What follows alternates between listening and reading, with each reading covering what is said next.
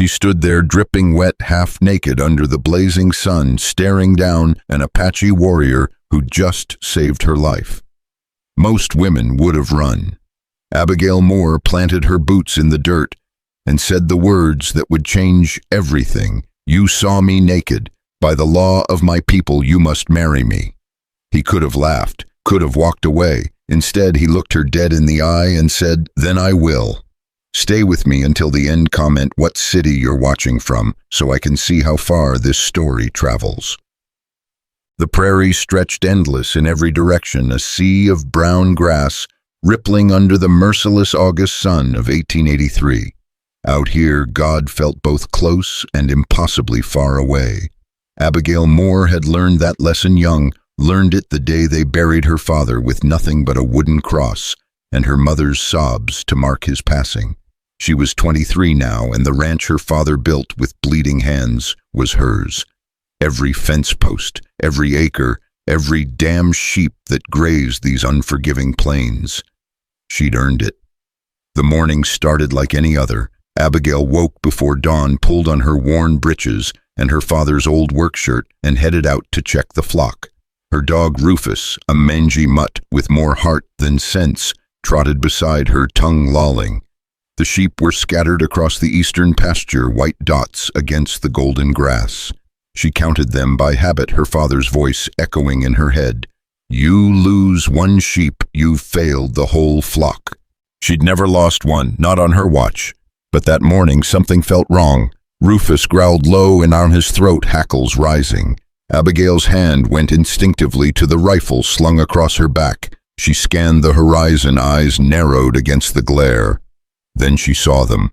4 riders coming fast from the north. Even from a distance she could see the way they rode loose, careless like men who owned the world and everything in it.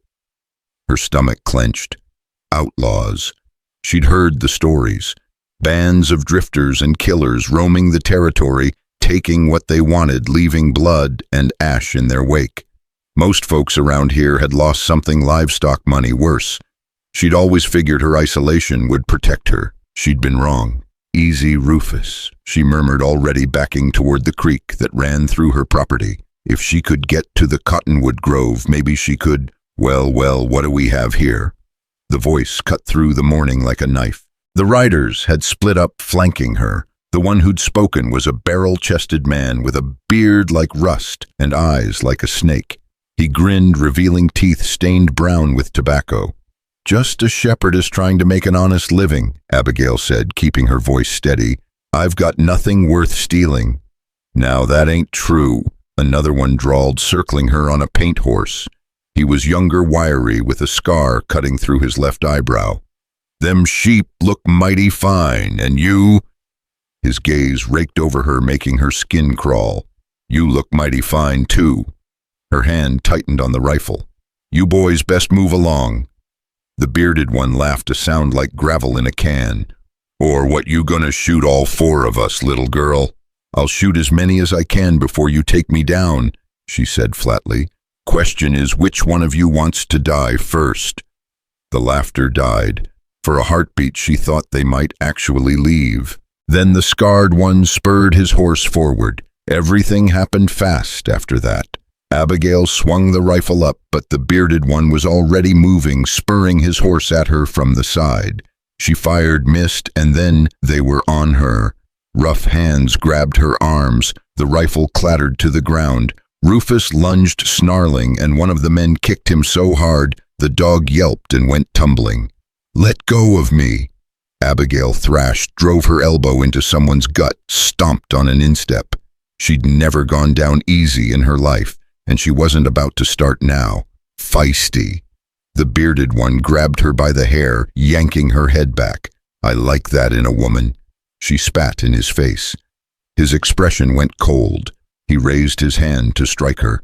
The arrow took him through the shoulder. He screamed, releasing her, and Abigail stumbled backward as chaos erupted. Another arrow whistled through the air, then another. The outlaws scattered, shouting, reaching for their guns.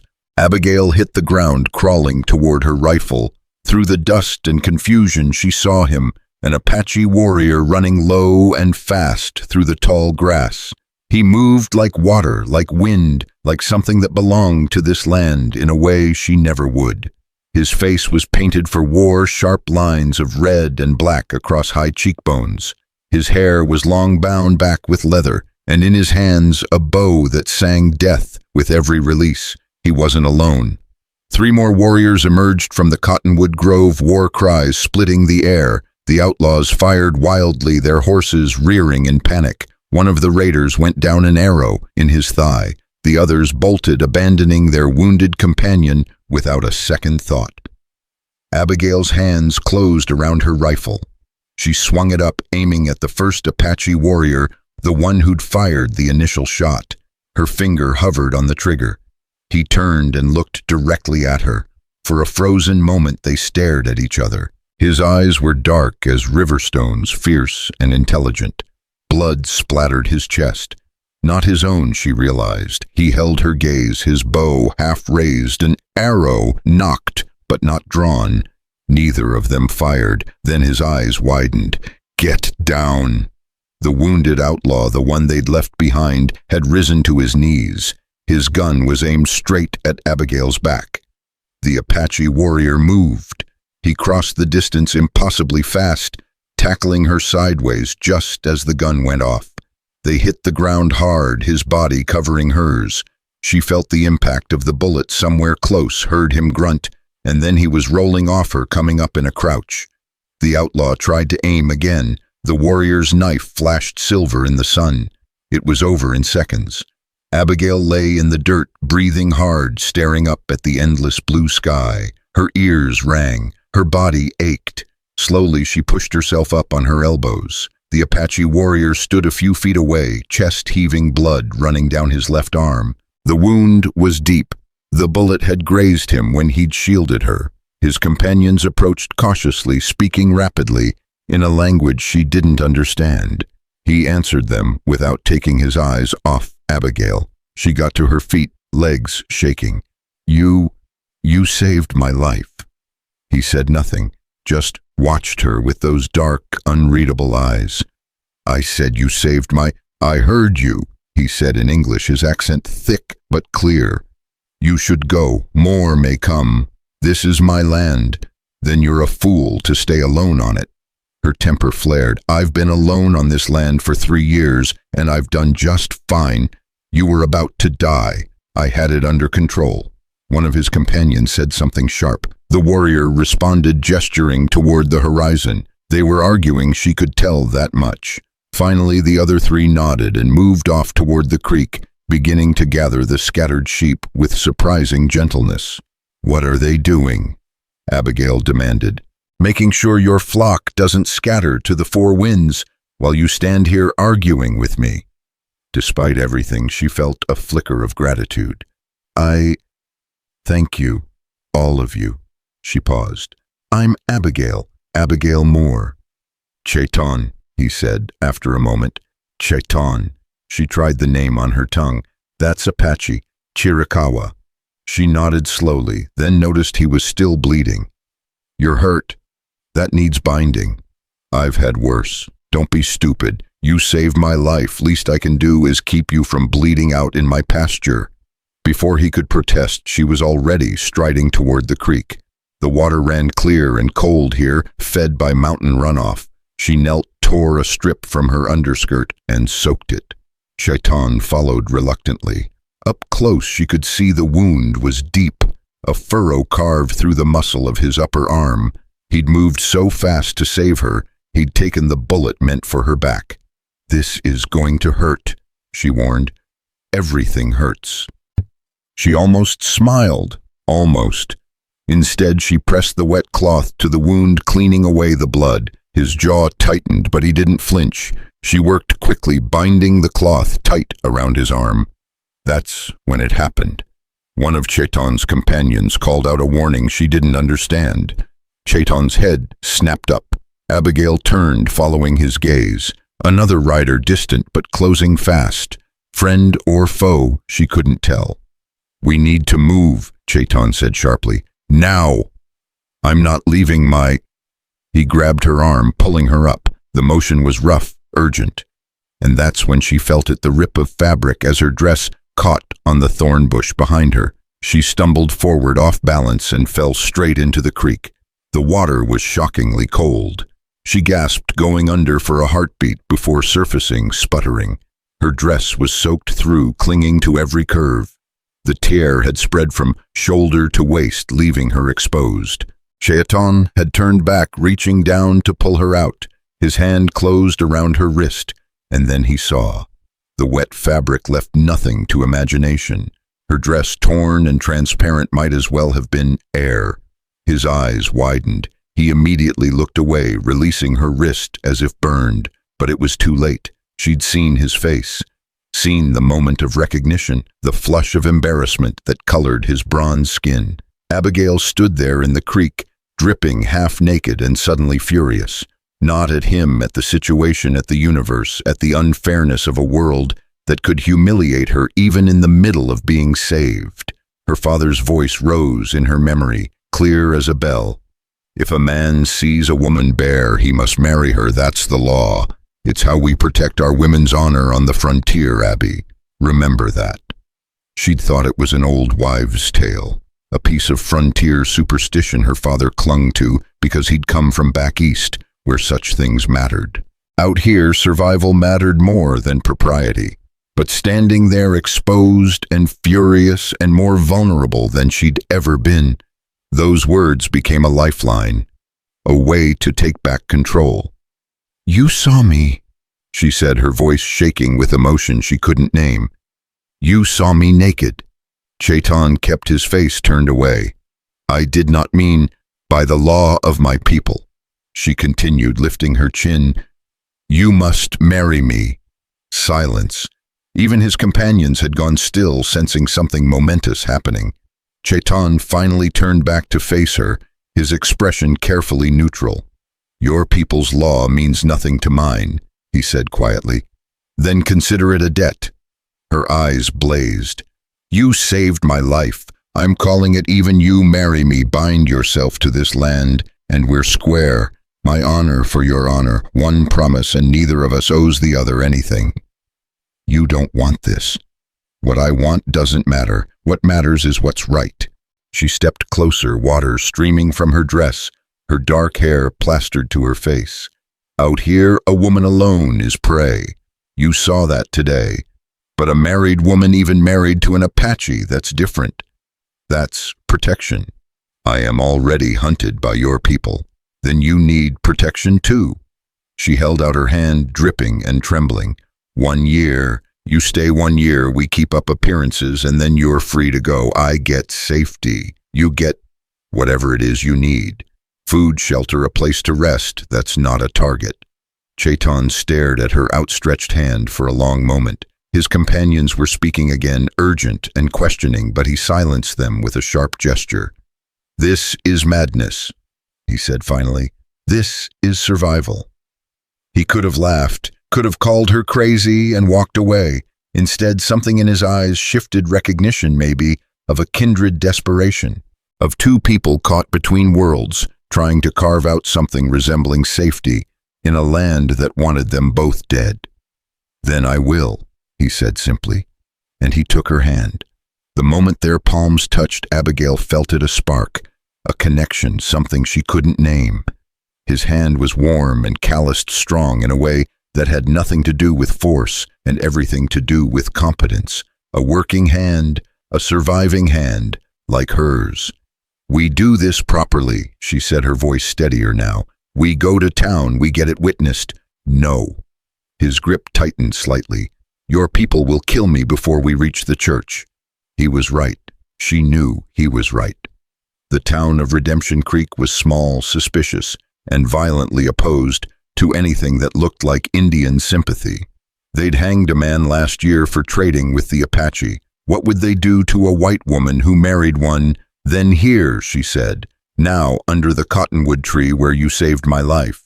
Your people, and mine, God, and the land, that's witness enough." One of Chaitton's companions spoke sharply. Chaitton answered in Apache, his tone firm. The man, older with silver threading through his black hair, studied Abigail with eyes that saw too much. Finally, he nodded once and began speaking in a rhythmic, formal cadence. "He's praying," Chaitton murmured, "asking the spirits to witness what we do here. What do I say? Nothing. Just," he paused, "just mean it. Whatever promise you make, mean it. The land knows when you lie." So they stood there dripping and bleeding while the old warrior spoke words that rang like bells across the prairie. When he finished, Chaitton turned to face Abigail fully. "I, Chaitton of the Chiricahua, take you as wife. I will protect you, provide for you, and honor the law you claim. For 1 year, as you have asked." Her throat was tight. "I, Abigail Moore, take you as husband. I will shelter you, feed you, and honor the promise we make. For 1 year. There should have been more. Rings, maybe. A kiss. Something to seal it properly. Instead, Chaitton simply nodded once. "It is done." The old warrior produced a strip of leather and bound their wrists together right to left, his blood mixing with the creek water on her skin. He spoke again, and Chaitton translated quietly. "Now you are bound. What hurts one hurts both. What protects one protects both. Walk carefully." They stood like that for a long moment, bound and breathing, while the sun climbed higher and the prairie wind carried the scent of sage and rain that might never come. Then the distant rider appeared over the ridge, and Chaitton's men melted back into the grass like ghosts. Chaitton untied their wrists and stepped back suddenly, just another shadow in the cottonwoods. "What do I tell them?" Abigail asked. "The truth." His eyes were dark and unreadable again. "You were attacked. You defended yourself. The outlaws fled. And you? I was never here. But this only works if your people believe you chose me," he said softly. "If they think I forced you, they'll hunt me down and hang me. And you," he paused, "they'll call you a whore and take your land. So you wait. You tell no one. And tonight, when it's dark, I'll come to the barn." Just like that. Just like that. He was already backing away, disappearing into the shadows. "Don't follow. And Abigail." She looked at him. "Thank you," he said, "for the madness." Then he was gone, and she was alone in the creek, with her torn dress and her wild promise, watching the distant rider approach. It was Old Man Jessup from the neighboring ranch, his weathered face creased with concern. "Miss Moore heard gunshots, you all right?" Abigail climbed out of the creek, wringing out her dress, every inch the tough frontier woman she'd learned to be. "Fine, Mr. Jessup, just some trouble with outlaws. They got away, but they won't be back." "You sure you're all wet? Fell in the creek, dodging bullets?" she said flatly. "I'm fine, thank you for checking." He studied her with eyes that had seen too much to be easily fooled, but he nodded. "You need anything, you send word. Your pa was a good man. We look after our own." "Appreciated." She watched him right away, then stood there in the morning sun, shivering despite the heat. Her hand still tingled where Chaitton had held it. Her wrist bore a faint red mark where the leather had bound them. Married. She'd just married an Apache warrior she'd met an hour ago under a law she barely believed in for reasons that felt both desperate and inevitable. What the hell had she done? Rufus limped over, tail wagging hesitantly. She knelt and pulled him close, burying her face in his mangy fur. "You're gonna think I've lost my mind, boy," she whispered. "Hell, maybe I have." But deep down, beneath the fear and the shock and the disbelief, she felt something else. Relief. For the first time in 3 years, she wasn't alone. Even if the man she'd bound herself to was a ghost who lived in shadows, even if this marriage was built on a moment of vulnerability, she'd rather forget it was real. And out here on the brutal, beautiful frontier, real was all that mattered.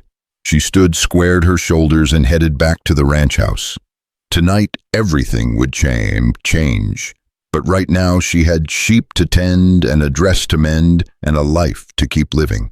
The law of the plains had been invoked. Now she'd have to live with the consequences. The sun was setting when Chaitton came appearing at the barn door like a shadow given form. Abigail had been waiting, pacing the length of her small house, jumping at every sound.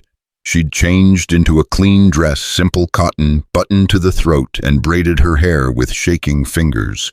Twice she'd walked to the barn, then turned back. This was madness. She could still send him away, pretend none of it had happened. But the mark on her wrist reminded her otherwise. She found him standing just inside the barn door, a bedroll slung over his shoulder. In the dying light, he looked different somehow, less like a warrior, more like a man. He'd washed the war paint from his face, and she could see the sharp angles of his cheekbones, the strong line of his jaw. He was younger than she'd first thought, maybe 25, only a few years older than herself. "You came," she said, then felt stupid for stating the obvious. "I gave my word." An awkward silence stretched between them. Somewhere in the distance, a coyote howled. Abigail wrapped her arms around herself, suddenly cold, despite the lingering heat of the day. "So," she began, her voice too bright, "I suppose we should set some rules." "Rules. You'll sleep in the barn, I'll sleep in the house. We don't need to pretend when it's just us. This is an arrangement, nothing more." Something flickered in his eyes, relief maybe, or disappointment, she couldn't tell. "Agreed. I'll cook, you'll work the ranch, mending fences, herding sheep, whatever needs doing. There's always something that needs doing." "I know how to work." "Good." She nodded sharply. "And if anyone comes around, neighbors, the sheriff, anyone, we're married, properly, you understand? We have to make them believe it." "Why does it matter so much?" His voice was quiet. "What they believe." The question caught her off guard. She looked away toward the darkening hills. "Because if they don't believe it, if they think I've just taken in some Apache out of charity or foolishness, they'll run you off, or worse, and they'll make sure I lose this ranch. A woman alone is vulnerable enough. A woman who defies the town's expectations." She laughed bitterly. "They'll find a way to take everything my father built." Chaitton was silent for a long moment. When he spoke again, his voice was softer. "Your father, how did he die?" "Raiders. Different ones than today, but cut from the same cloth." The words came out flat, empty of emotion. She'd told the story so many times it had lost its power to hurt. Almost. They wanted the sheep. He wouldn't give them up. So they shot him and took the sheep anyway. I found him in the north pasture at sunset. By the time I got him back to the house, he was gone. "I'm sorry." "Don't be. Sorry doesn't bring anyone back." She turned to face him. "The barn's clean. There's hay for bedding, and I'll bring you blankets. Water pumps out back. You need anything else, you let me know. Abigail, that's all for tonight. We start fresh tomorrow." She walked away before he could respond, her spine straight, her footsteps firm. Only when she reached the house did she allow herself to lean against the door, breathing hard. Through the window she could see the lamp he'd lit in the barn, a small point of light in the darkness. She'd done it. For better or worse, she'd actually done it. That night sleep came in fits and starts. Every creak of the house made her jolt awake. Twice she got up and went to the window, looking out at the barn. The lamp burned until well past midnight, before finally going dark. Morning came gray and cool, unusual for late August.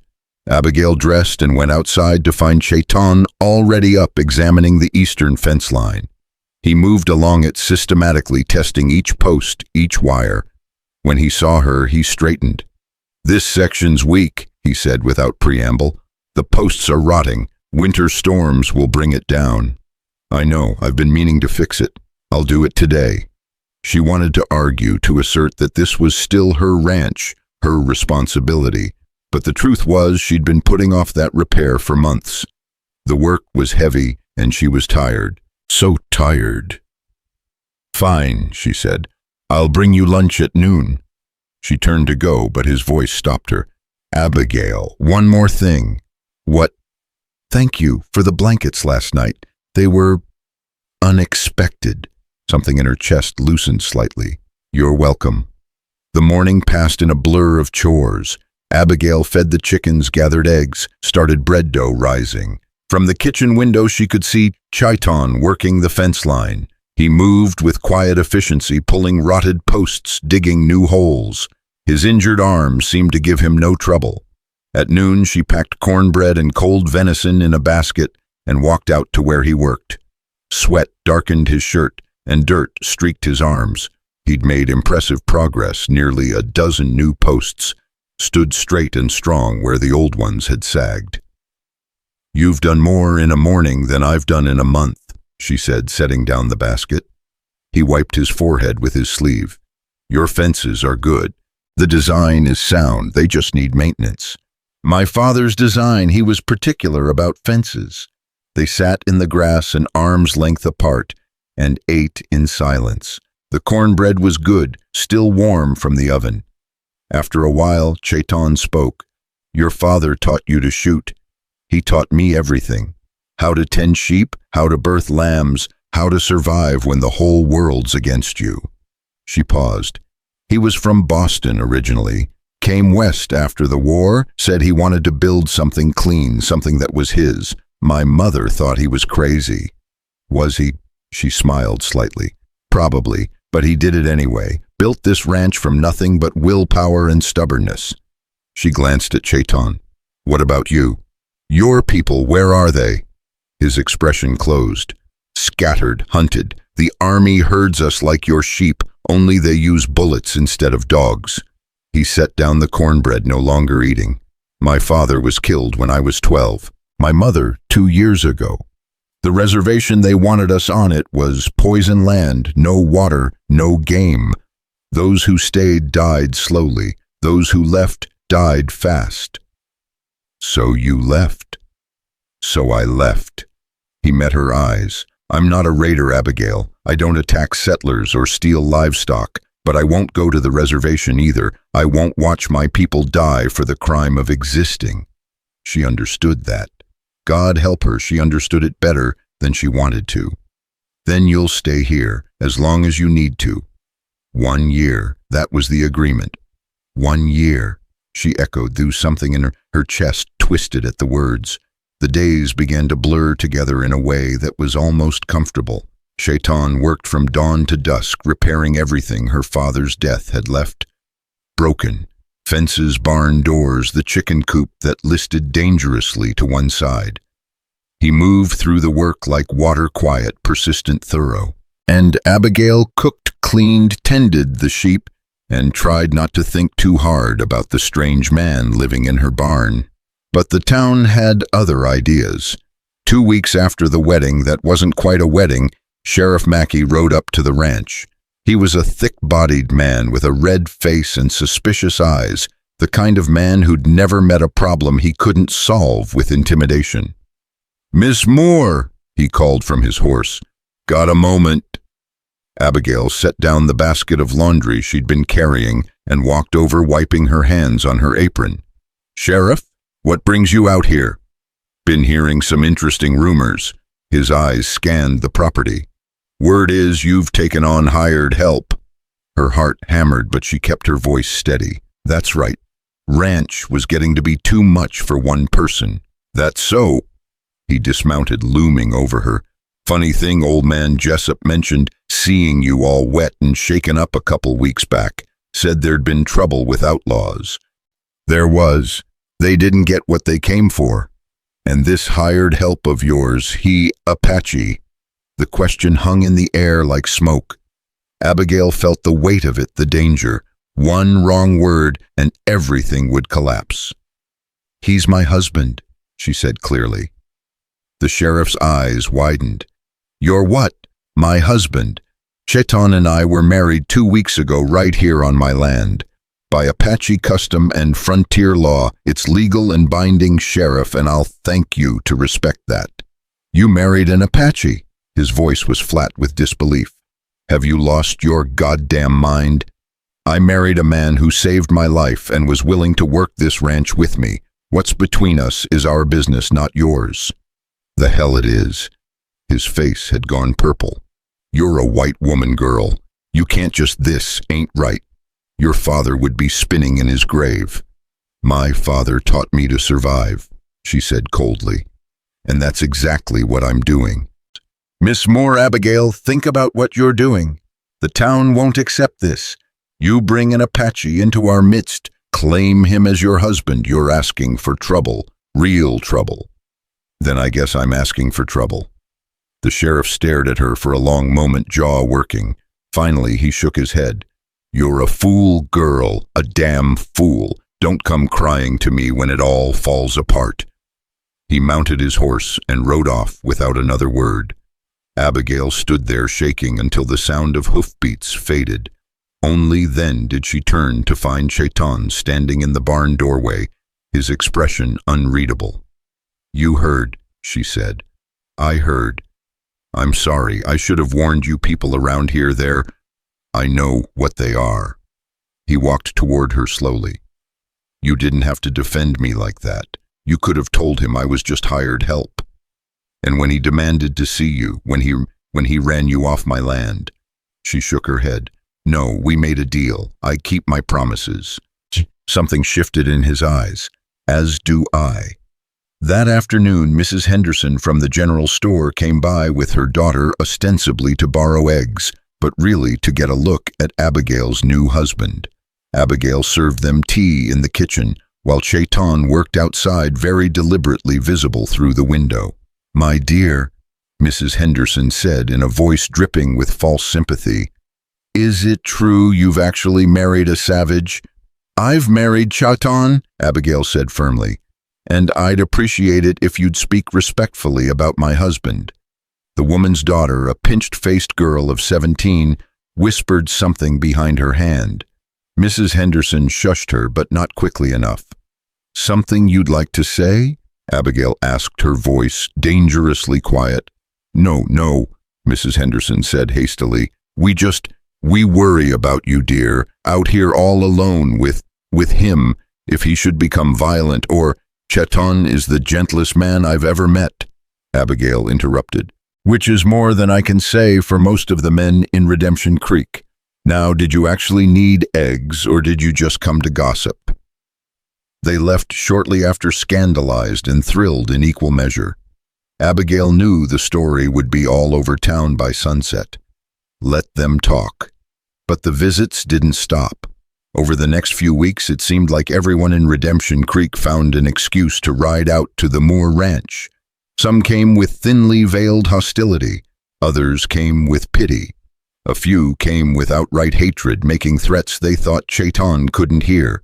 Through it all, Abigail and Chaitton maintained their careful distance. He in the barn, she in the house. Polite exchanges over meals. Coordinated work on the ranch.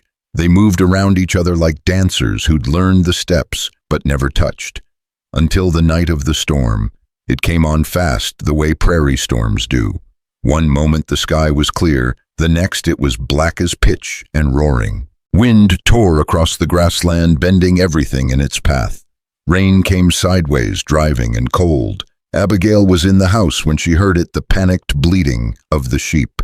They'd scattered, terrified by the thunder, and if she didn't get them back to the shelter of the southern pasture, they'd be lost or killed.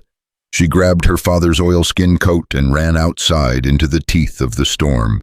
Rain lashed her face, blinding. Lightning split the sky, illuminating the chaos, sheep running in every direction, white shapes ghosting through the darkness. "Damn it." She cupped her hands around her mouth. Rufus, get them back." But Rufus was old, and the storm was too much even for his loyal heart. She could see him trying, barking and circling, but the sheep were beyond control.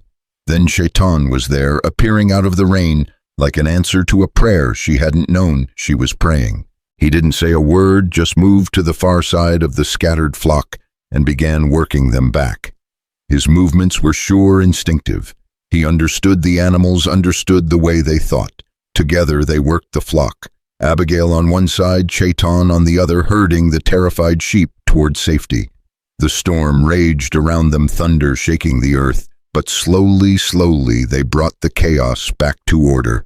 By the time the last sheep was safely in the southern pasture, both of them were soaked to the bone and shaking with exhaustion. Lightning flashed, and in its brief light, Abigail saw Chaitton's face hair plastered to his skull, water streaming down his face, but his eyes alive with something wild and bright. And then she started laughing. She couldn't help it. The absurdity of it all, the storm, the sheep, this strange marriage, the way they'd just worked together like they'd been doing it for years. It bubbled up from somewhere deep inside, and once she started, she couldn't stop. Chaitton stared at her like she'd lost her mind. Then incredibly his lips quirked, a small smile barely there, and then he was laughing too, a sound like distant thunder, rich and genuine. They stood there in the rain, laughing like fools while the storm raged, and the sheep huddled together, finally calm. "Come on," Abigail gasped, wiping her eyes. "We'll both catch our death out here." She pulled him toward the house without thinking, too cold and tired to remember the careful boundaries they'd drawn. It was only when they were inside, dripping on the kitchen floor, that she realized what she'd done. I'll get towels," she said, suddenly awkward. But when she turned back, Chaitton was standing in the center of her kitchen, looking around with quiet curiosity. His eyes traced the details: her father's rifle over the mantel, the photographs on the wall, the old quilt her mother had made, draped over the rocking chair. "This is a good house," he said softly. "Full of memory. Too full sometimes." She handed him a towel. "My parents built it together before I was born. Every board, every nail. It was supposed to be the start of something big, a real ranch with cattle and horses and farmhands. But then my mother got sick, and after she died, my father he lost heart for the big dreams. We had the sheep, and that was enough. It's more than most people have." She met his eyes. They were standing closer than they ever had before, close enough that she could see the water droplets caught in his eyelashes, close enough to feel the warmth radiating from his skin, despite the cold rain. "Thank you," she said quietly. "For tonight. For the sheep. You didn't have to. We're partners in this," he said. "That was the agreement. What threatens your flock threatens us both." "Partners," she repeated. The word felt strange in her mouth. Not quite husband and wife, but more than strangers. Something in between. She turned away, suddenly self-conscious, and started building up the fire. "You should stay here tonight. The barn will be freezing, and you're already soaked through." "Abigail, I mean it. You can take my father's room. It's just sitting empty anyway." She kept her back to him, focusing on the fire. "Besides, if you catch pneumonia, who's going to fix that section of roof that's been leaking?" She heard him move, heard the soft sound of his footsteps crossing the kitchen. When she finally turned around, he was standing at the doorway to her father's old room, his hand on the frame. "Thank you," he said. That night, with Chaitton sleeping under the same roof, for the first time Abigail lay awake, listening to the storm gradually fade. She could hear him moving around in the next room, quiet sounds of settling of a man, trying to make himself comfortable in an unfamiliar space. They were strangers who shared a name, strangers who'd bound themselves together out of desperation and pragmatism, but tonight working together in the rain, laughing together in the storm that had felt like something else, something dangerous, something real. The next morning she woke to the smell of coffee. She came into the kitchen to find Chaitton at the stove boiling water in her father's old pot. He'd found the coffee grounds, the cups had even set out the honey she liked. "You didn't have to do this," she said, surprised. "You fed me for 2 weeks. I can make coffee." They sat at the small kitchen table, the same table where her father used to sit every morning, reading the newspaper he'd ride into town to get once a week. The silence between them was different now, less awkward, more comfortable, like they were learning a language neither of them spoke fluently, but both were willing to try. "The sheep are fine," Chaitton said. "I checked them at first light. No injuries, no losses." "Good, that's good." She wrapped her hands around her cup. "Chaitton last night changed nothing," he said firmly. "You were right. Partners, that's what we are, nothing more." She should have felt relieved. Instead, she felt oddly disappointed, but she nodded.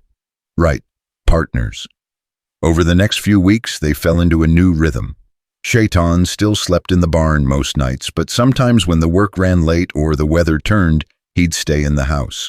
They'd share meals at the kitchen table, talking about the ranch, about the sheep, about anything except the strange arrangement that had brought them together. He carved small things in the evenings, animals mostly. A sheep for her mantelpiece, a bird that looked like it might take flight, a small lamb that she found on her porch one morning, its wooden features so delicate she was almost afraid to touch it. She mended his shirts when they tore baked extra bread because she'd noticed he was always hungry. Small gestures that felt too intimate to name but too important to stop. The town's hostility continued, but it became routine. People stopped being surprised that the Moore girl had married an Apache. They just accepted it as another strange fact of frontier life, like drought and dust storms and the way the wind never stopped blowing. But acceptance wasn't the same as welcome. One morning in late September, as the air finally began to cool and hint at coming autumn, Abigail and Chaitton stood on her porch drinking coffee and watching the sunrise paint the eastern hills gold. "Why did you stay?" she asked suddenly. "Really, you could have refused, could have walked away that first day." He was quiet for so long she thought he wouldn't answer. Then, "Because you asked me to." "That's not a reason. It's the only reason that matters." He turned to face her. "You stood in that creek vulnerable and furious and more brave than any warrior I've ever known, and you asked me to stay. How could I refuse?" Her heart hammered against her ribs. "It was just duty. You saved my life. I gave you a place to repay that debt." "Was it?" His eyes searched hers. "Or was it something else?" She opened her mouth to answer, to deny it, to laugh it off, to do something to break the tension suddenly thick between them. But before she could speak, Rufus started barking, sharp and urgent. They both turned to see a rider approaching. No multiple riders, 5 of them riding fast.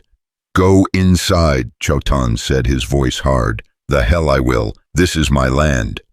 The riders pulled up in a cloud of dust. She recognized 3 of them local ranchers' men her father had known. The other 2 were strangers, hard-faced men with guns worn low on their hips. "Morning, Miss Moore," the lead rancher said. His name was Dalton, and his eyes were cold. "We need to have a word about your husband." Abigail felt Chaitton tense beside her, but she stepped forward, placing herself between him and the riders. "Then have it, but you'll have it through me." Dalton's jaw tightened. "There's been trouble, Apache trouble, livestock killed, property damaged, and word is your man here's been seen talking with the raiders." "That's a lie." "Is it?" One of the strangers spoke up. "Funny how the raids started right around the time he showed up. Funny how they seem to know exactly which ranches to hit, which ones have the weakest defenses." "Chaitton hasn't left this ranch in 6 weeks," Abigail said firmly. "He's been here working every single day. I can account for every hour." "Or maybe you're helping him," Dalton said. "Maybe you've gone so native you're turning against your own kind." The accusation hit like a slap. Abigail felt her face flush with anger. "How dare you? Enough!" Chaitton's voice cut through the tension. He stepped forward, putting himself level with Abigail. "You want someone to blame, I understand that, but I am not your enemy," says the Apache, says a man trying to survive, just like you. His eyes moved from face to face. "I know there have been raids. I know your people are angry and frightened, but punishing me for crimes I did not commit will not bring you justice. It will only make you murderers." The silence that followed was heavy. Finally, Dalton spat into the dirt.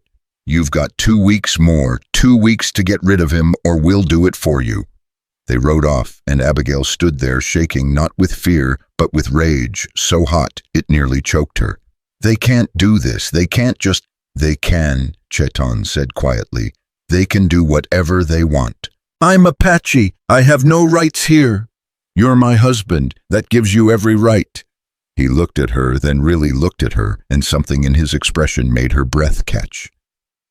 "Does it?" he asked softly. Before she could answer, he turned and walked toward the barn, leaving her standing alone on the porch, with questions she wasn't ready to face, and a future that suddenly felt as uncertain as smoke. The question hung in the air between them for days, unanswered and heavy as the storm clouds. Abigail threw herself into work, rising before dawn and collapsing into bed long after dark, as if exhaustion could silence the voice in her head that kept whispering dangerous truths.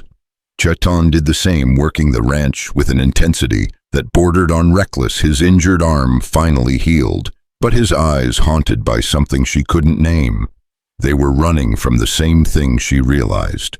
Running from the moment on the porch when he'd asked if their marriage gave him rights. And she'd known, God help her, she'd known that the answer wasn't about law or duty anymore. It was the fourth night after Dalton's visit when everything shattered. Abigail woke to Rufus barking frantically outside. She bolted upright, heart hammering, and grabbed her father's rifle from beside the bed. The house was dark, the moon hidden behind clouds. She moved to the window and froze. Fire. The southern pasture was burning flames, licking up into the night sky like the devil's own tongue. And silhouetted against the blaze, she could see figures moving, men on horseback, circling the flames, driving the sheep toward the inferno. No! She was running before she could think, tearing out of the house in her nightdress, rifle clutched in both hands. Get away from them! A shot rang out, kicking up dirt at her feet. She dropped and rolled, coming up behind the water trough. Another shot, this one shattering the kitchen window behind her. These weren't warning shots, they were trying to kill her. Then Chaitton was there, materializing out of the darkness like smoke given form. He had his bow, a quiver strapped to his back, and his face was painted again, the warrior she'd first met, all fierce angles and controlled violence.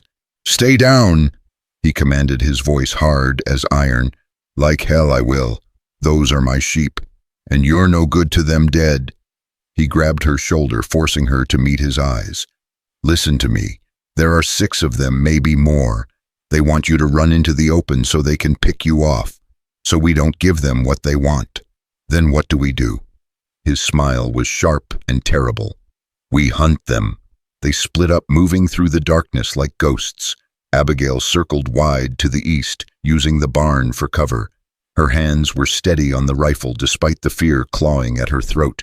She'd hunted before deer, rabbits, the occasional coyote, but she'd never hunted men. She heard them before she saw them, rough voices laughing, the creak of leather, the nervous whicker of horses spooked by the flames.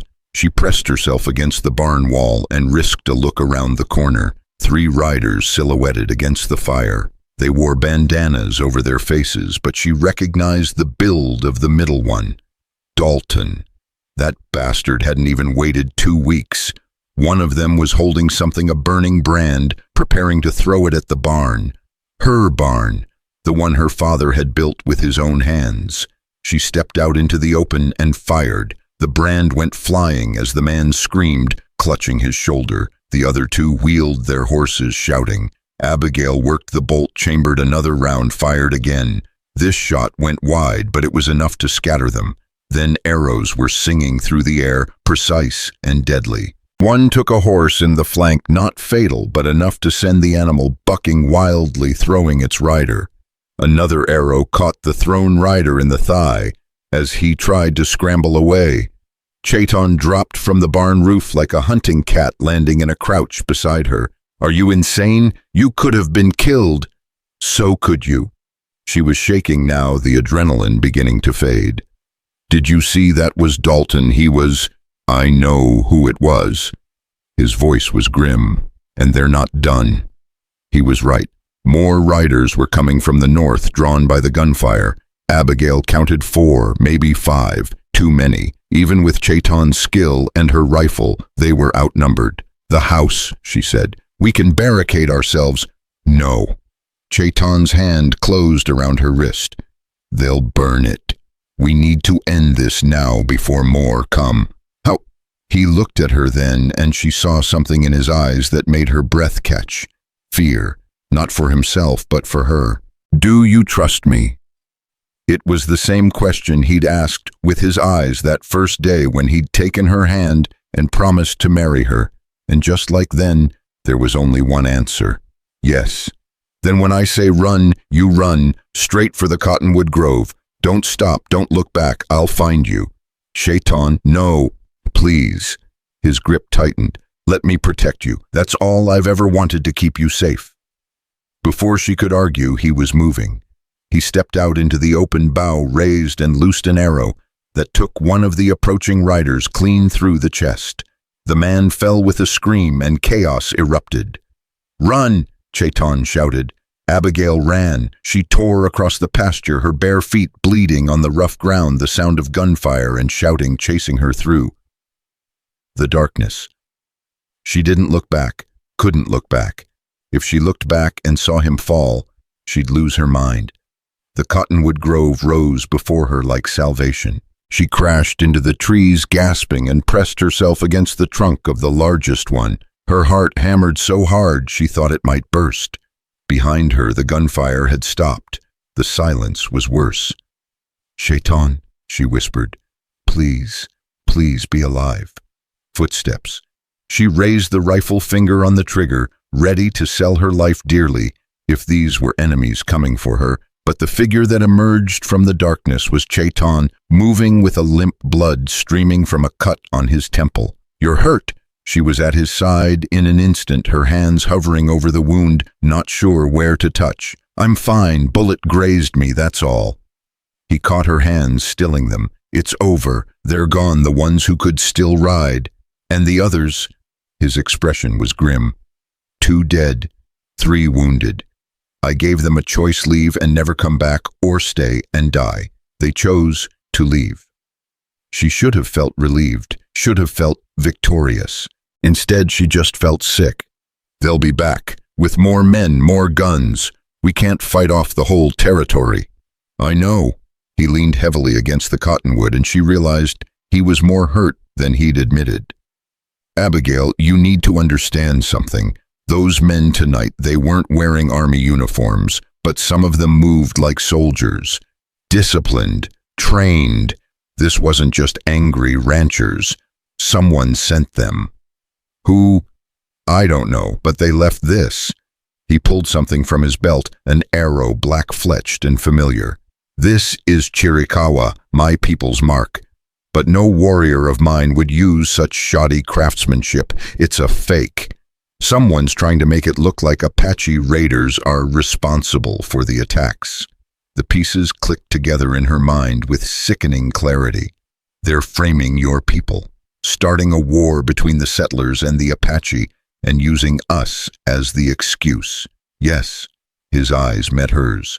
And they won't stop until they get what they want, which means neither of us is safe here anymore. This is my land, she said fiercely. I'm not leaving. Then you're a fool. The words were harsh, but his voice was gentle. Abigail, I've seen this before, in other territories, other towns. Someone wants this land, maybe for gold, maybe for rail routes, maybe just for the power of owning it. They stir up trouble between settlers and natives, then sweep in once everyone's killed each other and take what they want. You're a piece on their board, and they'll sacrifice you without a second thought. So what do? We expose them, find out who's behind this, and prove it before they can finish their plan. He pushed himself upright, wincing. But first, we need to get you somewhere safe. I already told you, not the ranch, somewhere away from here. My cousin has a camp 2 days' ride north in the hills. You'd be protected there. Your cousin? She stared at him. The same people who think you've betrayed them by staying with me. They'll listen, eventually, and they're the only ones I trust to keep you alive while you go off and get yourself killed playing hero.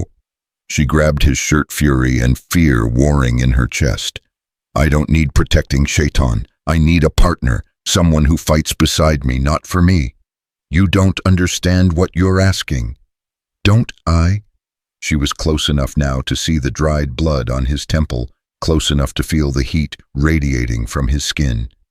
We're in this together. That's what you said. Partners. Or was that a lie? It was never a lie. His voice was rough. But Abigail, if something happened to you, because of me, because I brought this danger to your door. You didn't bring anything. I chose this. I chose you." The words hung between them heavy with meaning she hadn't intended. "I mean, I chose this arrangement, this partnership. Did you?" He was looking at her the way he had on the porch, searching for something. Or is there more to it than that? The question should have been easy to answer, should have been met with denial, with a laugh, with anything but the truth that sat heavy on her tongue.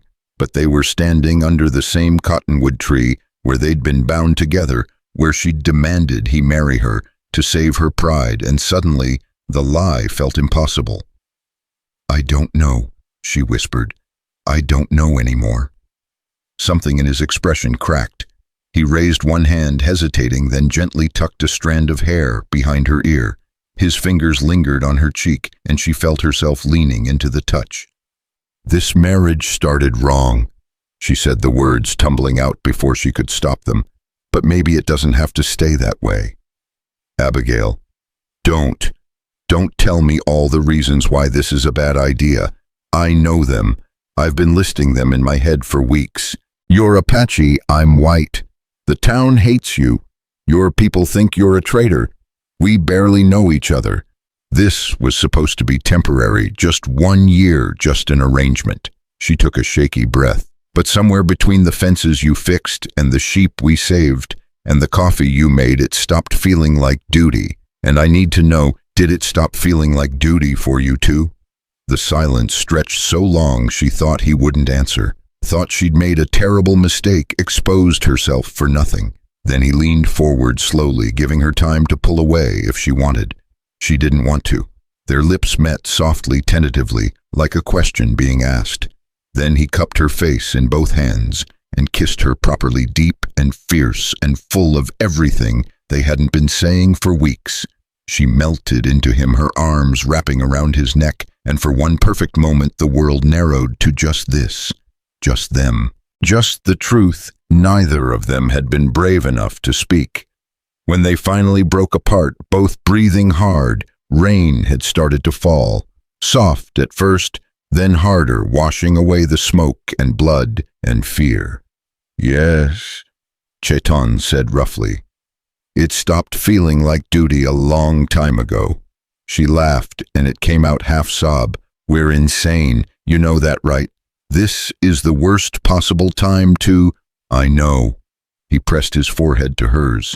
"But I'm tired of pretending, tired of sleeping in the barn when all I want is to be near you, tired of treating this like a business arrangement when it stopped being business the moment you stood in that creek and demanded I stay. Then don't pretend anymore." She pulled back just enough to meet his eyes. "Stay with me. Not in the barn, not as hired help. Stay as my husband, my real husband. Even knowing what it means, the danger, the hatred, the way people will treat you, especially knowing that." She took his hand, lacing their fingers together. "We're stronger together than apart. You said so yourself, partners. So let's be partners in everything. In the ranch, in this fight, in whatever comes next." He kissed her again, softer this time, reverent. The rain soaked through their clothes, but neither of them moved. They stood there under the cottonwood tree, holding each other as if they could single-handedly hold back the darkness closing in around them. But the darkness was coming whether they were ready or not. 3 days later, just before dawn, Abigail was checking the sheep when she heard horses. She tensed, reaching for the rifle she now carried everywhere, but these riders were different. They approached slowly, hands raised, and in the growing light, she could see they were Apache. Chaitton emerged from the barn, his expression guarded. The lead rider dismounted a man about Chaitton's age, with hard eyes and a scar that ran from temple to jaw. They spoke in rapid Apache voices, rising. Abigail couldn't understand the words, but she understood the anger in them. Finally, Chaitton turned to her. "This is my cousin Nathan. He says our people are being hunted. 5 warriors killed in the past week, all of them ambushed by men dressed as settlers. And at each site they found evidence white man's goods, stolen livestock planted to make it look like our people were raiders." "It's the same people who attacked us," Abigail said. "They're trying to start a war from both sides."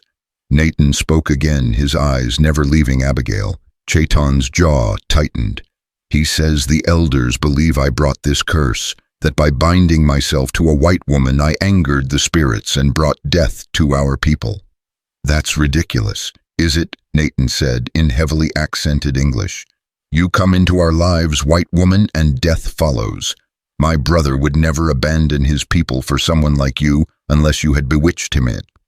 I didn't bewitch anyone, Abigail said sharply. Your cousin saved my life and I gave him shelter, that's all. That is not all. Nathan's eyes flicked between them, seeing too much. You have bound him with something stronger than duty, and now he is caught between two worlds belonging to neither. This is what happens when we forget who we are. Chaitton stepped forward, his voice hard. I know exactly who I am, and I know our people are being hunted by cowards who hide behind lies. Instead of blaming Abigail, maybe you should help me find who's really responsible. The elders have spoken. You have chosen her over your blood. There is nothing more to discuss. Then the elders are fools. The words fell like stones. Nathan's hand went to his knife, and for a terrible moment Abigail thought they might actually fight. Then Nathan spat on the ground and turned back to his horse. You are no longer one of us, he said.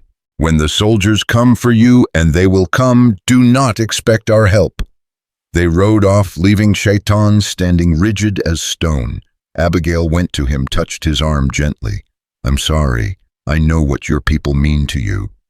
They're wrong. His voice was hollow. About me bringing death, about the spirits being angry. They're wrong. I know they are. But they're right about one thing. He turned to face her. I have chosen you over my blood. And I'd make the same choice again every time.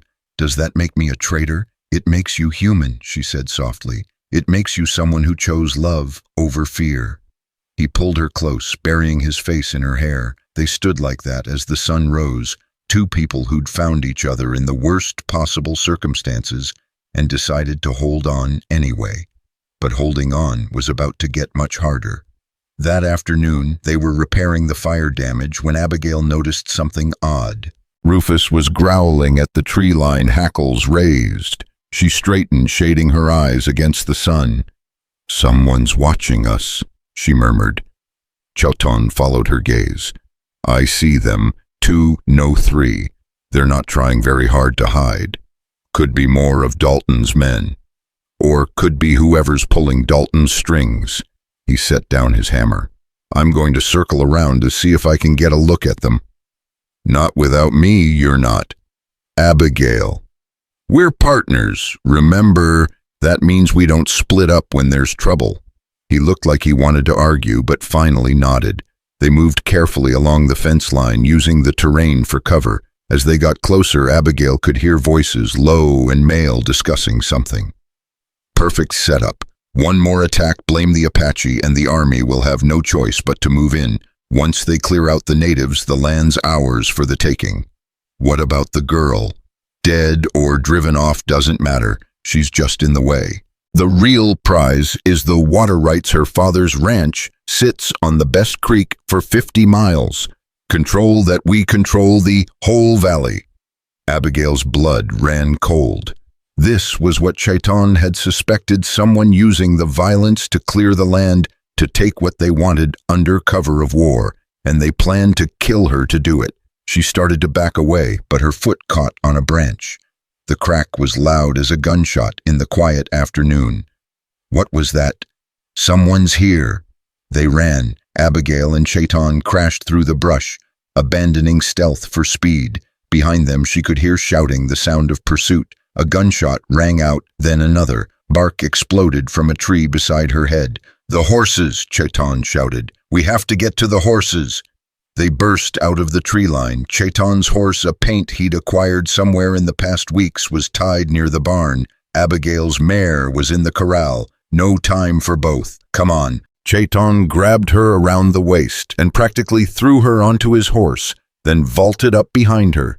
He kicked the paint into a gallop just as their pursuers emerged from the trees. More gunshots.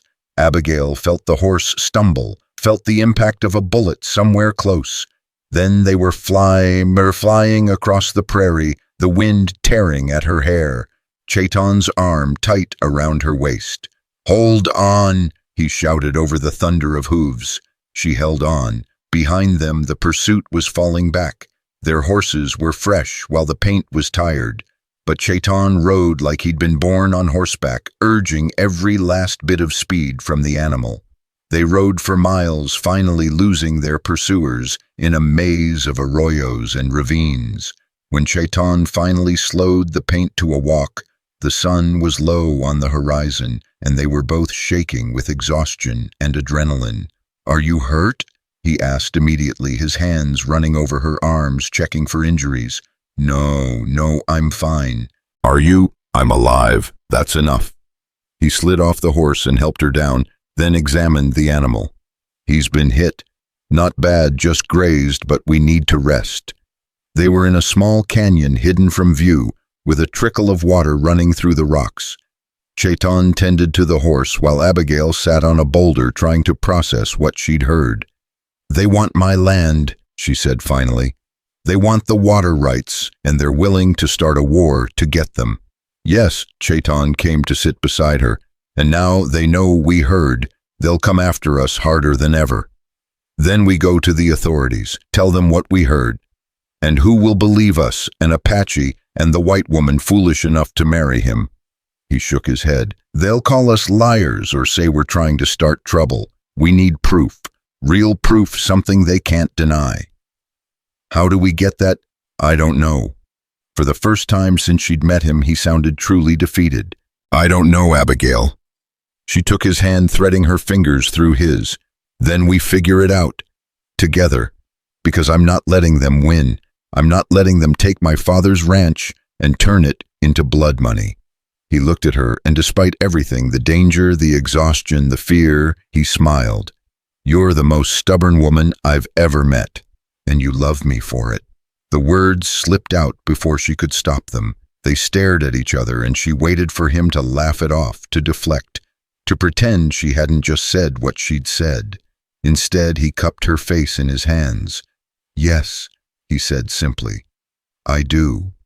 And there, in a hidden canyon, with danger closing in from all sides, with everything they'd built threatening to crumble around them, they kissed like it was the first time and the last time, all at once.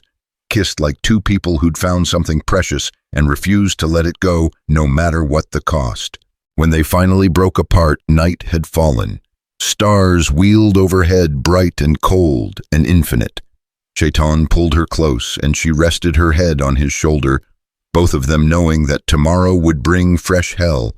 But tonight, they had this.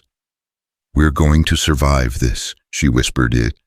"We're going to expose whoever's behind this, save both our peoples and keep my ranch. I don't care how impossible it sounds." "I believe you," he said.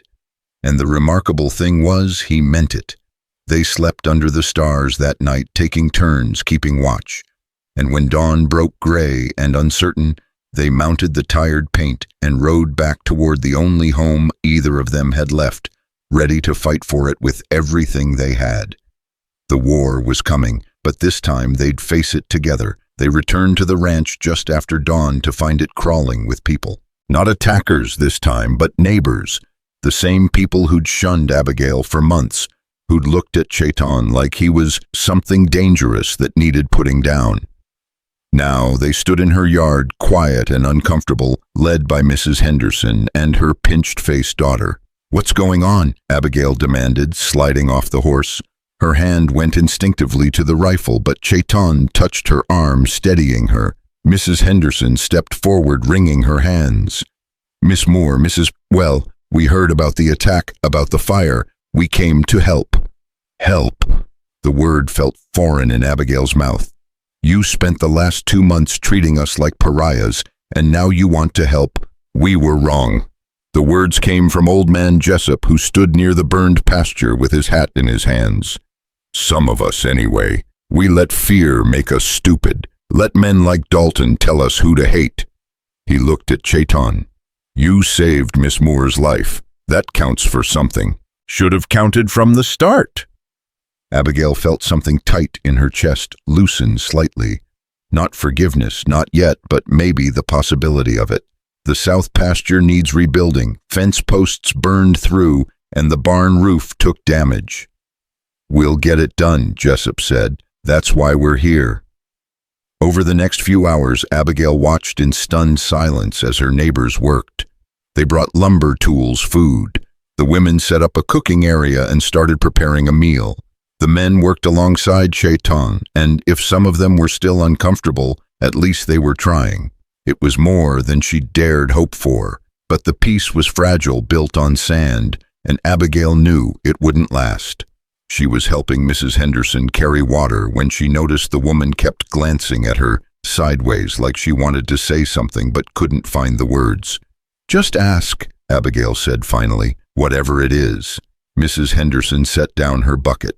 "Is it true what they're saying in town that you actually love him?"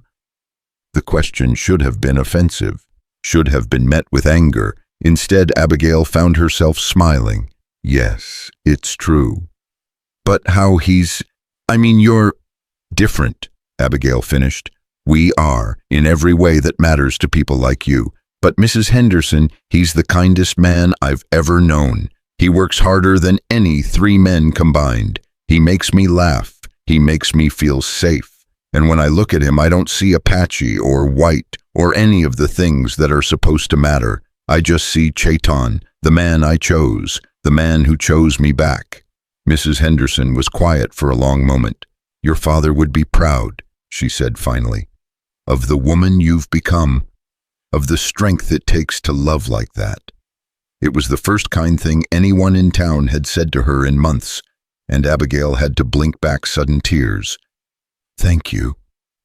By mid-afternoon, the worst of the damage was repaired. The men were finishing the last fence posts when a rider appeared on the horizon coming fast.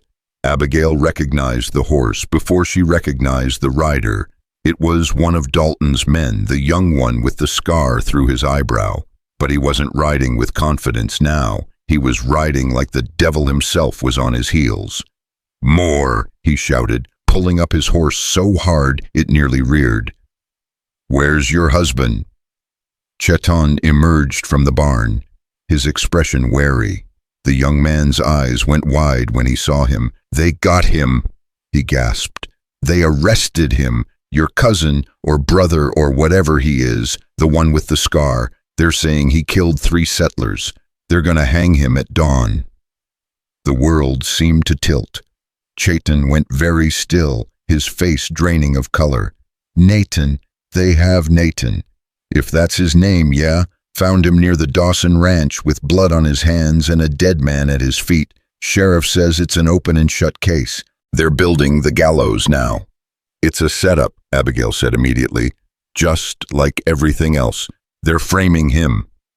"Don't matter what it is," the young man said. "They're gonna hang him and probably start a war when they do. His people find out, they'll come for revenge. Then the army comes and—" He shook his head. "It'll be a bloodbath." Chaitton was already moving, heading for his horse. Abigail caught his arm. "Wait, we can't just charge in there. That's what they want. They have Nathan, my cousin, my blood." His eyes were wild. "I can't leave him to hang for something he didn't do. And I'm not asking you to, but Chaitton, think. If you ride into town alone, they'll kill you too. Or worse, they'll use you to justify the hanging. We need a plan." "There's no time for a plan. They're building the gallows right now." "Then we'd better ride fast." She turned to the assembled neighbors. "I need witnesses. Good, honest people willing to stand up and say what's really been happening here. Who's been attacking who's been framing who. I need people brave enough to speak truth, even when it's dangerous." Silence. The neighbors looked at each other uncomfortable. Finally, old man Jessup stepped forward. "I'll come," he said. "Been a coward long enough."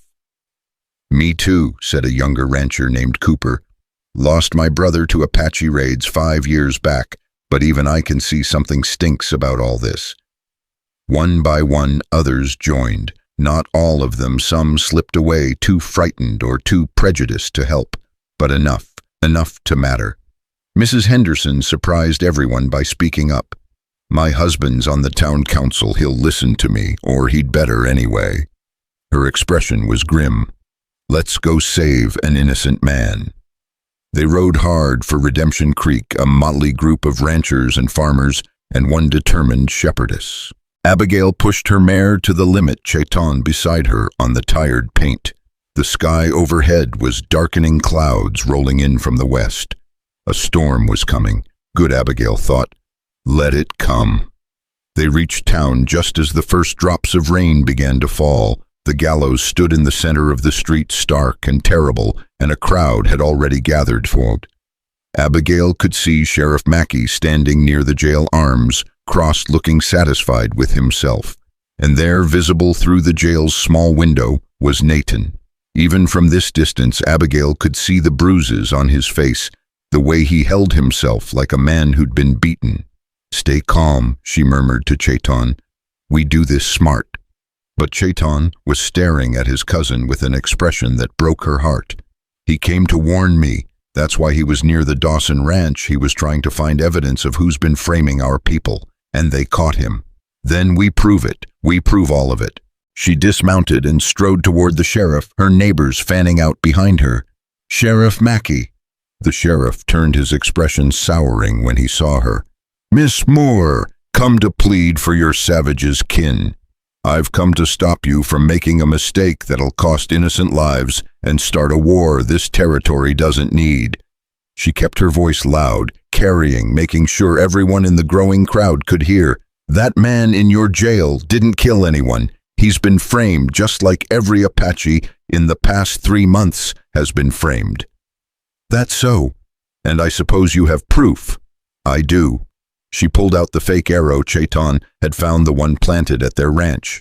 "This arrow was left at my property after an attack. It's supposed to be Chiricahua work, but look at the fletching, wrong angle, wrong type of feather.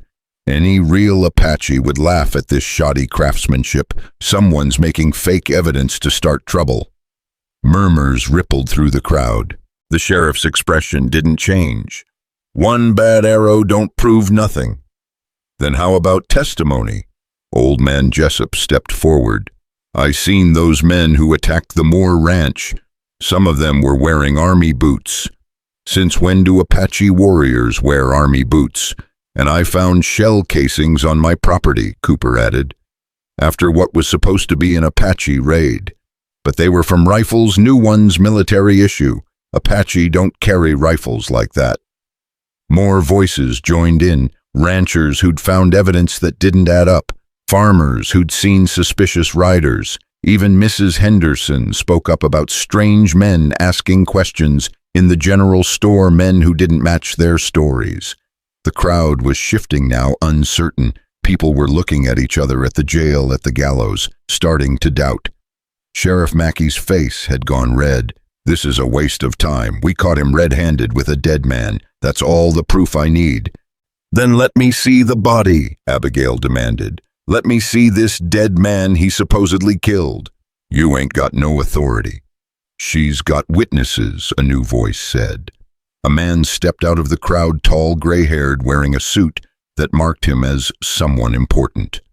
"I'm Judge Hartford, just arrived from the territorial capital, and I'd like to see this evidence too, Sheriff, before we hang a man at dawn."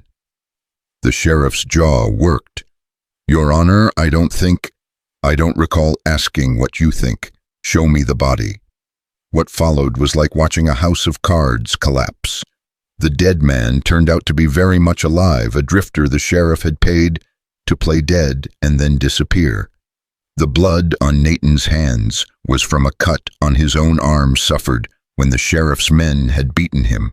And when Judge Hartford examined the evidence more closely, he found 6 inconsistencies that pointed to a frame job. But the real breakthrough came when Abigail cornered the young scarred rider, the one who'd warned them about Chaitton's arrest. "Why'd you do it?" she asked quietly, away from the crowd. "Why warn us?" He looked at the ground.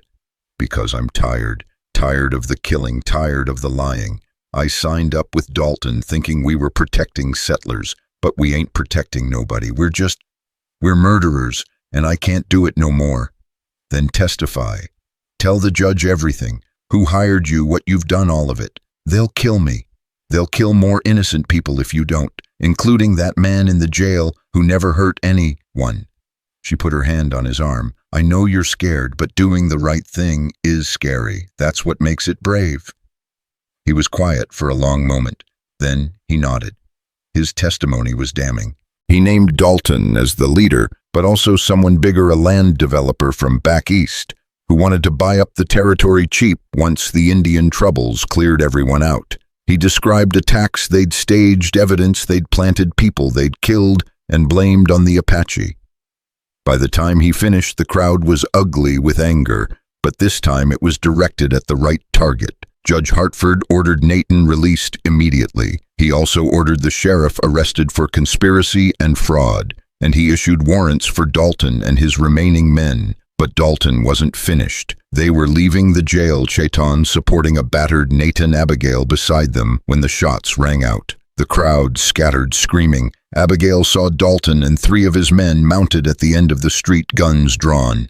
"You stupid bitch," Dalton roared. "You've ruined everything."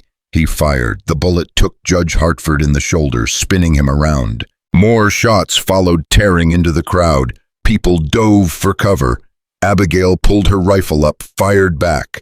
One of Dalton's men went down. Then Chaitton was moving. He ran toward the horses with Chaitton at his side, both of them moving with deadly purpose. Arrows flew 1, 2, 3. 2 more of Dalton's men fell. Dalton wheeled his horse, aiming directly at Abigail. She saw his finger tighten on the trigger, saw the moment when he decided she was worth dying to kill. Chaitton tackled her sideways just as the gun went off. They hit the mud hard, rain pouring down now, turning the street into a river. Dalton was reloading, cursing, his horse rearing. Then the sheriff's deputy, a young man who'd stood silent through the whole trial, stepped out with a shotgun and fired both barrels. Dalton fell. The street went silent except for the sound of rain and someone crying. Abigail lay in the mud with Chaitton's weight on top of her, both of them breathing hard. "Are you hit?" he gasped. No, I'm fine. I'm alive." He pushed himself up, helped her to her feet. They stood there in the rain, covered in mud, and looked at each other. Then Abigail started laughing. Couldn't help it. The absurdity of it all. The trial, the shootout, the fact that they were both still standing when, by all rights, they should be dead. It bubbled up from somewhere deep inside, and once she started, she couldn't stop. Chaitton stared at her like she'd lost her mind. Then he was laughing too, the sound mixing with the rain and the chaos around them. Chaitton limped over, holding his ribs. He looked at them both, mud-covered, rain-soaked, clinging to each other, and laughing like maniacs, and shook his head. "You are both crazy," he said in English. Then grudgingly, "Thank you for coming for me." "Your family," Chaitton said simply. "That's what family does." Chaitton's eyes went to where their hands were joined, to the way Abigail leaned into Chaitton's side. Something in his expression softened. "The elders were wrong about you, about her, about all of it." He paused. "I will tell them this. Maybe they will listen, maybe they won't, but I will tell them." It wasn't forgiveness, not quite, but it was a start. Judge Hartford survived his wound. Over the next few days, more of Dalton's men were rounded up and arrested. The land developer from back east was exposed and fled before he could be caught, but his schemes were finished. And slowly, carefully, the territory began to heal. The night after it all ended, Abigail and Chaitton stood on their porch, watching the sunset paint the sky in shades of gold and red. The ranch was quiet again, peaceful in a way it hadn't been for months. "You came for me," Chaitton said quietly. "You rode into town with a rifle and a crowd of witnesses, and you demanded they let me go. You could have been killed."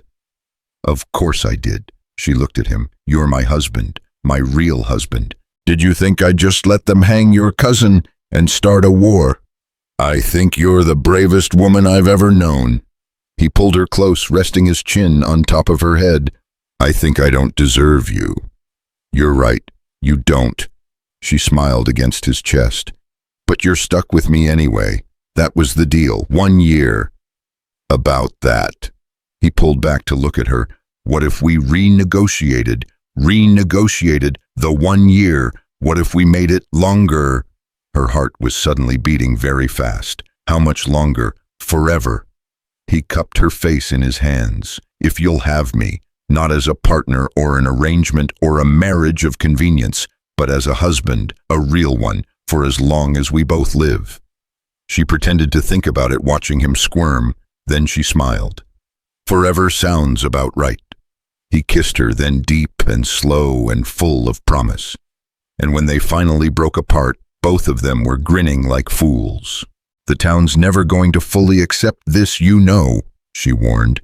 There will always be people who think we're wrong, who think we shouldn't be together. Let them think what they want. His eyes were warm. All that matters is what we think. And I think we fought too hard for this to let anyone take it away.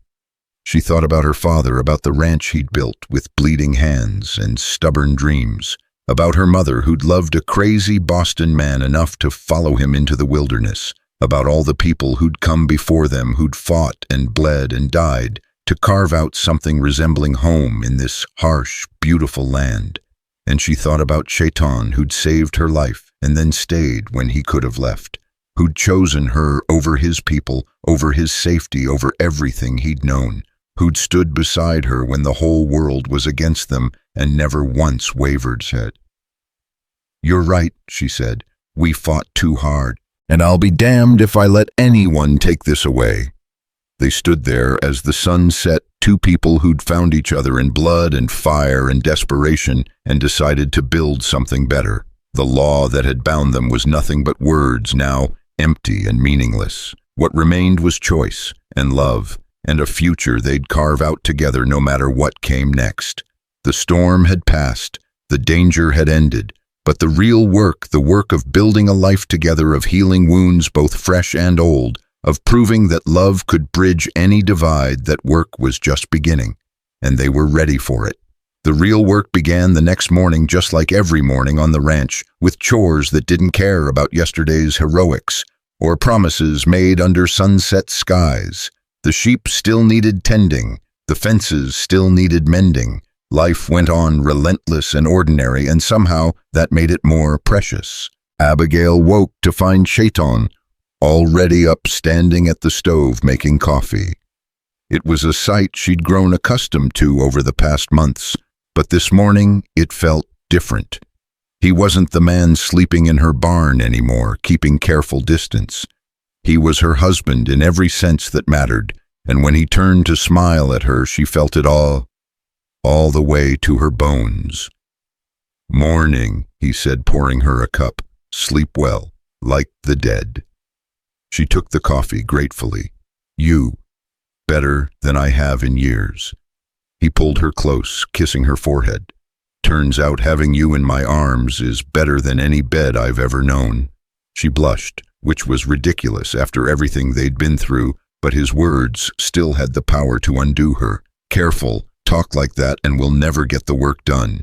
Would that be so terrible? Yes, she said firmly, even as she leaned into him. The sheep don't care about romance. They care about being fed.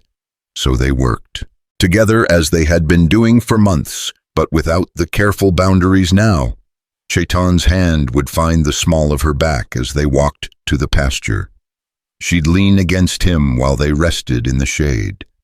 Small touches, simple gestures that spoke of comfort and familiarity and something deeper than either of them had words for. It was during one of these quiet moments, 3 days after the trial, that Natan returned. He came alone this time, riding slowly up to where they were working on the north fence. His face was still bruised from the beating he'd taken, but his eyes were clearer. The elders want to see you, he said to Chaitton, both of you. Abigail felt Chaitton tense beside her. Why? To apologize. Natan's expression was carefully neutral, and to ask for your help. The developer may be gone, but there are others like him. We need allies, people who understand both worlds. people like you. I'm not sure I'm welcome among our people anymore, Chaitton said quietly. I made my choice. You made the right choice, Natin said. That's what took us so long to see. You chose truth over tradition, love over fear. The elders see that now. They want to make amends. Abigail looked at Chaitton, reading the conflict in his eyes. She knew what this meant to him, the chance to bridge the gap between his two worlds, to prove that choosing her hadn't meant abandoning his people. Go, she said softly. I'll be fine here. The ranch isn't going anywhere. I'm not leaving you alone, not after everything. Then I'll come with you. She squeezed his hand. If they'll have me. Chaitton actually smiled at that, a rare expression that transformed his scarred face. They asked for both of you, specifically. They want to see the white woman brave enough to storm a jail and demand justice for an Apache she'd never met. So they went. The ride to the Apache camp took most of the day through terrain that grew progressively rougher. Abigail had never been this far into the hills, had never seen where Chaitton's people made their hidden homes. When they finally arrived, she was struck by how temporary everything looked. Teepees that could be packed up in minutes, fires that left minimal trace. These were people used to running, used to hiding, used to disappearing before the soldiers came.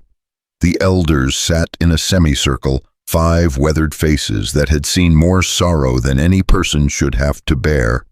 The eldest, a woman with hair like silver smoke, gestured for Abigail and Chaitton to sit. You have caused much trouble, she said in English, her voice like wind through dried grass. You married outside our ways. You brought white woman's problems to our doors. You chose her over your blood. Chaitton's jaw tightened, but he said nothing. Abigail started to speak to defend him, but the old woman held up a hand. And in doing so, she continued, you showed us our own blindness. We thought tradition was strength. We thought keeping ourselves separate would keep us safe. But you proved something stronger, that love between different peoples, real love, can build bridges where hate builds only walls. She stood moving with the careful dignity of age and placed her hands on Chaitton's shoulders. You did not betray us, grandson. You showed us a path forward, a way to survive that isn't about hiding or fighting, but about finding allies in unexpected places. Then she turned to Abigail. And you, white woman, you are welcome among us. You fought for justice when you had nothing to gain. You risked your life for one of ours. That makes you family. Abigail felt tears pricking her eyes. She hadn't realized how much she needed this, not just for Chaitton, but for herself. To be accepted, to be seen as more than just the crazy white woman who married an Apache. Thank you, she managed. That means more than you know. The gathering that followed was unlike anything Abigail had experienced. Food was shared, stories were told, and slowly, carefully plans were made.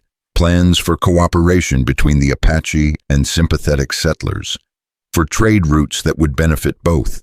For a future where maybe, just maybe, they could coexist without bloodshed. It was late when she and Chaitton finally rode home under a sky thick with stars. They were both quiet, processing everything that had happened. Your people are remarkable, Abigail said finally, strong and wise and stubborn.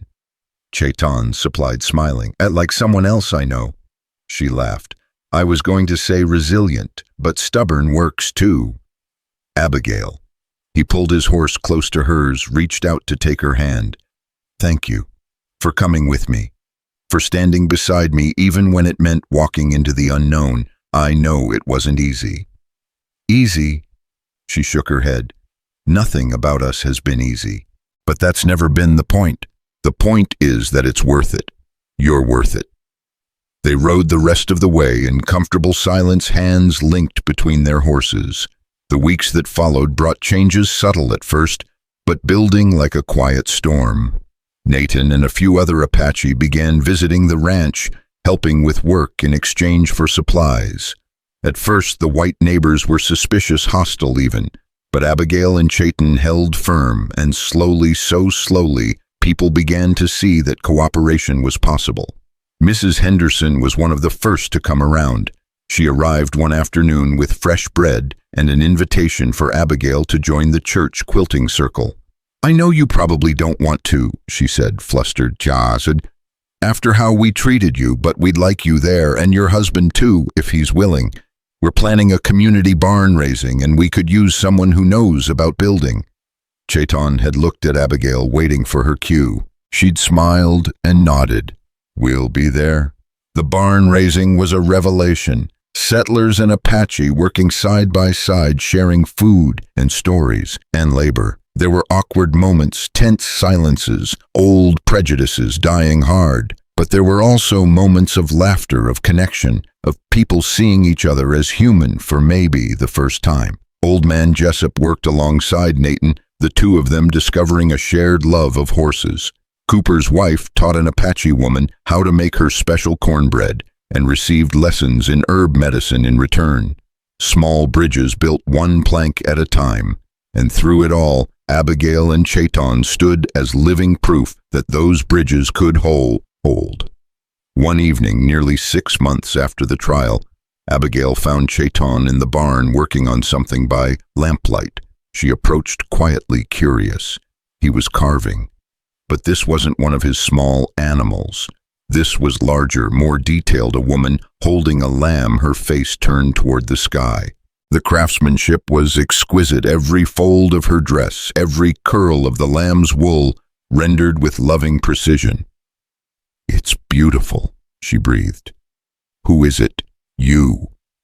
He didn't look up from his work.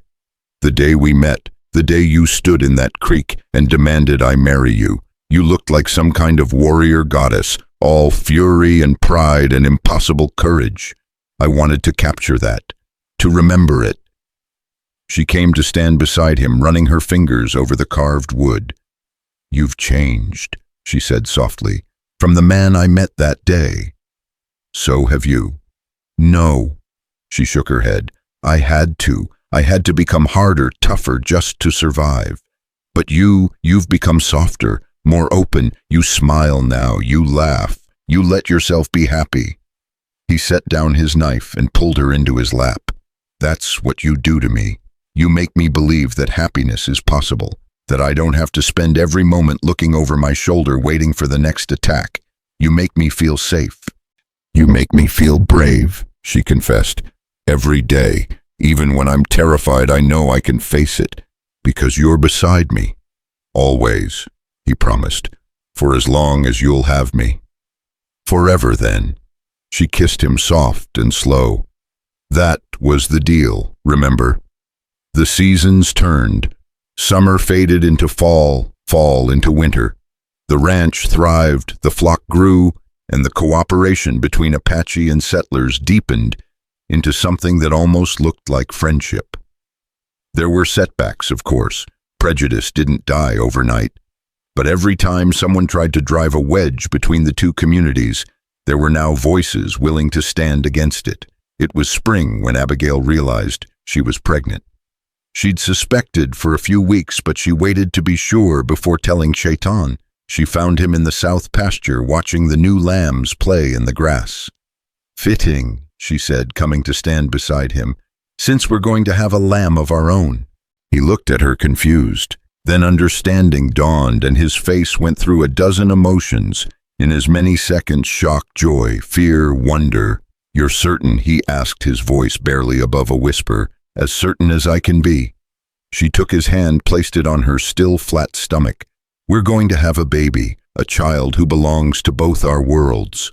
He pulled her close, buried his face in her hair, and she felt him trembling. "I'm terrified," he admitted. "What kind of world are we bringing this child into? What kind of life?" "A better one than we had," she said firmly. "Because we're going to make it better. We've already started.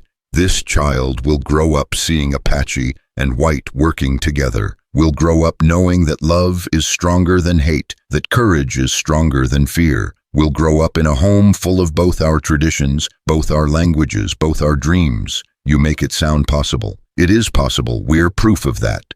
She pulled back to look at him. We started with nothing but a desperate promise and a fake arrow. Look at us now. We have a home, a family, a future. We built all that from nothing. What's one more miracle? He laughed, the sound wet with emotion, and kissed her. One more miracle, I can do that. The baby came in early winter during the first snowfall. She was small and perfect, with her father's dark eyes and her mother's stubborn chin. They named her Sarah after Abigail's mother, with an Apache name too, Nahil, which meant running water. A child of two worlds, two peoples, two languages. The whole community came to celebrate her birth. Apache and white former enemies, now friends, all gathered to welcome this tiny symbol of what was possible when people chose love over fear. Mrs. Henderson brought blankets she'd made herself. Nathan brought a cradle carved with both Christian and Apache symbols. Old man Jessup brought his grandfather's Bible and a promise to teach Sarah to ride when she was old enough. And as Abigail sat by the fire, her daughter in her arms, and Chaitton beside her, she thought about the law her father had taught her. The law that said if a man saw a woman bare, he must marry her. It had seemed so important once, that law, so binding and absolute. But looking at Chaitton now, at the way he gazed at their daughter with such tender wonder, she knew the truth. The law hadn't brought them together, not really. It had been an excuse, a framework, a way to justify what they'd both already wanted, but been too afraid to claim. The real bond between them, the thing that had carried them through fire and blood and hate that had nothing to do with law. It was something wilder, stronger, more precious than any rule written by man. It was choice. Simple, terrifying, beautiful choice. She'd chosen him in that creek when she could have sent him away. He'd chosen her in the barn when he could have refused. And every day since they'd kept choosing each other, through danger and doubt, through scandal and violence, through every reason to give up, they'd chosen love. "What are you thinking?" Chaitton asked, studying her face. "That we're going to be all right," she said. "All of us. This whole broken, beautiful territory. Because if love like ours can survive, then anything's possible." He smiled, that slow, warm smile that still made her heart flutter. "I believe you. I always believe you." Sarah made a small sound, and they both looked down at her. She was watching them with solemn eyes, as if she understood the weight of what she represented. The future, the bridge, the proof that different worlds could not just coexist, but create something entirely new. Outside, the snow fell soft and clean, covering the scars of the past season. Come spring, new grass would grow, the sheep would have new lambs, the ranch would continue its work, and this child, this miracle, would grow up in a world her parents had fought to make better. "Tell me the story," Sarah would one day ask, "the story of how you met," and Abigail would tell her about the creek and the torn dress and the desperate law invoked in a moment of vulnerability, about the marriage that started wrong but became something right, about the hate they faced and the love that proved stronger, but that was for later. For now, Abigail simply held her family close and watched the snow fall, content in the knowledge that they'd built something that would last, not because any law said it must, but because they'd chosen it. Every day, in 1,000 small ways, they'd chosen love. And that choice, that brave, impossible, beautiful choice, had changed everything. The law of the plains had brought them together, but it was love that made them stay. And in the end, love was the only law that truly mattered. It was the law they'd written themselves, in blood and tears and laughter, in quiet mornings and desperate nights, in every moment. They'd stood together against a world determined to tear them apart. They'd rewritten the rules, carved out their own path, and built a future where the next generation wouldn't have to choose between worlds because they'd belong to both. That was their legacy. That was their triumph. And it all started with a shepherdess who refused to be a victim, an Apache who chose honor over safety, and a promise made under a cottonwood tree that turned into something stronger than either of them could have imagined, a love that would echo through generations, proving once and for all that the human heart knows no boundaries, recognizes no divisions, and bows to no law except the one it writes for itself.